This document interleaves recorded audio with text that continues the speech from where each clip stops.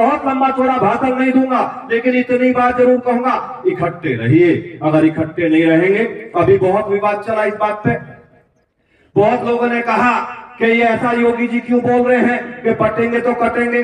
मैं क्षत्रिय समाज पे ये सबसे ज्यादा फिट बैठता है साहब, आप जब जब बटे हो हमेशा कटे हो, आप जब जब बटे हो हमेशा कटे हो, और आप अगर बटोगे नहीं तो इस दुनिया में आपको काटने की हैसियत किसी की नहीं, ये ध्यान रखना। इसलिए एक रहो, नेक रहो, और एक रहोगे सेफ रहोगे, और आप एक रहोगे तो राष्ट्र सेफ रहेगा। ये मैं दावे के साथ कहता हूं आपसे, आप एक रहोगे तो राष्ट्र सेफ रहेगा, और इस राष्ट्र की जिम्मेदारी हमारे कंधों पे सबसे ज्यादा है साहब। और मैं एक बात और ईमानदारी से कहता हूं, ये वो समाज है कि जब ये समाज खड़ा होता है ना इकट्ठा होकर, तो दूसरे समाज के लोग आपके साथ कंधे से कंधा मिला के खड़े हो जाते हैं, आपको पीछे छोड़ के भगने का काम नहीं करते। कुछ चीजें हैं वो समय समय पे हमें याद दिलानी चाहिए, और मैं तो शायद समय समय पर याद दिलाता रहता हूं, सबको दिलाता रहता हूं, और जहां जरूरत जिस तरीके की होती है उस तरीके से याद दिलाता रहता हूं। और भाई देखिए, एक बात और बताऊं, मैं तुम्हारे खून में पैदा हुआ, बदला छोड़ता नहीं, किसी से भी ब्याज सहित उतार दूंगा लूं, बदला छोड़ता नहीं, ब्याज सहित उतार लूं। और आगे भी बता रहा गलत फहमी में कोई रहे ना, अगर मेरे या मेरे समाज के साथ कोई दिक्कत करेगा तो ब्याज सहित आगे भी उतारूंगा, छोड़ दूंगा। लेकिन मैं आप लोगों से कहना चाहता हूं, हमारी बहन बैठी है, इनके सामने कहना चाहता हूं, आप इकट्ठे रहिए, लेकिन बंधुआ मजदूर मत बन जाना। कहीं भी बंधुआ मजदूर मत बन जाना।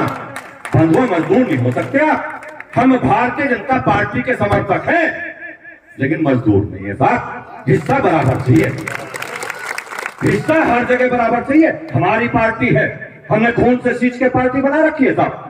भारतीय जनता पार्टी हमने खून से सींच के बना रखी है, हमारी पार्टी है, पार्टी को हारने नहीं देंगे।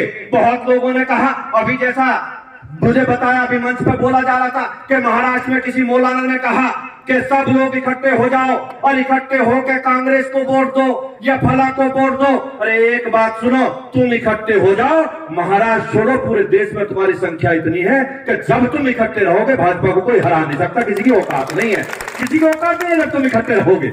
और रही बात इन मौलानाओं की, अनपढ़ गवार हैं, किसकी बात तुम मंचों पे करो, गवार है, 2-2 टके के मौलवी, इन्हें पूछ कौन रहा, तुम इकट्ठे रहो। इनकी तो जब चाहोगे मैं क्लास लगा लूंगा, जब चाहोगे मैं लगा लूंगा। कैसी बात आप करो, कहां इन मौलवियों की बात मंचों पे करो। अरे ये क्या करते हैं, मदरसे में क्या शिक्षा देते हैं आपको पता है? मदरसे में आतंकवाद का पाठ ये पढ़ाते हैं साहब, मदरसे में बच्चों को गलत काम ये सिखाते हैं साहब, बच्चों को पढ़ने की शिक्षा ये देते नहीं। हमारे गुरुकुल हैं, बच्चों को देश बनाने की शिक्षा दी जाती है, बच्चों को संस्कार दिए जाते हैं। इसीलिए मैं हमेशा कहता हूं कि संस्कारवान बनो। और मैं हमेशा कहता हूं, ये 2 लाइन हर भाषण में कहता हूं साहब, कि संस्कार हमसे पूरी दुनिया सीखती है, और हम संस्कार माँ के पेट से लेकर आते हैं, हम जमीन पे आके संस्कार नहीं लेते। आपने देखा होगा, जब हमारी माँ गर्भवती होती है तो हमारी बूढ़ी अम्मा क्या कहती है?